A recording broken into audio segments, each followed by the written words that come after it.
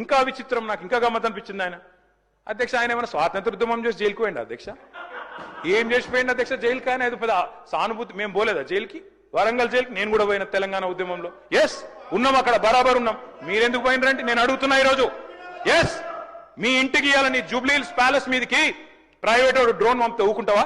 అక్కడ నీ బిడ్డనో నీ వైఫో ఉంటే వాళ్ళని ఇష్టం ఉన్నట్టు ఫోటోలు తీస్తే ఊకుంటావా? ఎవరి ఇళ్లలో పడితే వాళ్ళ ఇళ్ళ దొరబడతా, నా ఇష్టం ఉన్నట్టు చేస్తా, అరాచకం చేస్తా అంటే ఊకుంటారా అధ్యక్ష?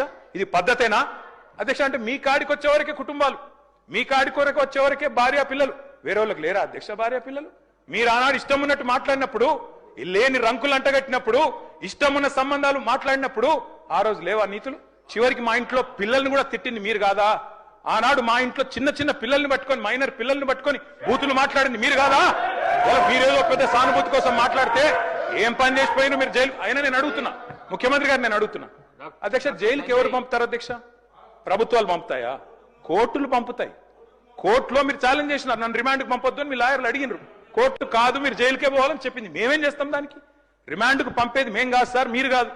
ముఖ్యమంత్రి గారు హుంకరిస్తున్నారు. నేను అనుకుంటే అక్కడ ఎవరు మిగిలరు. నువ్వు ఏమనుకున్నా ఏం ఫరకు పడదు, నువ్వు ఏం చేసుకున్నా ఏం ఫరకు పడదు. నువ్వు అనుకుంటున్నావేమో పదవి శాశ్వతం, అధికారం శాశ్వతం. ఏది శాశ్వతం కాదు అధ్యక్ష. నేను కోరుతా ఉన్నా, ముఖ్యమంత్రికి అపరిమితమైన అధికారాలు ఉండవు. ముఖ్యమంత్రికి అపరిమితమైన అధికారాలు ఉండవు. ఎవరిని పడితే వారిని జైలుకు పంపే అధికారం ఉండదు, కోర్టులకు ఉంటది.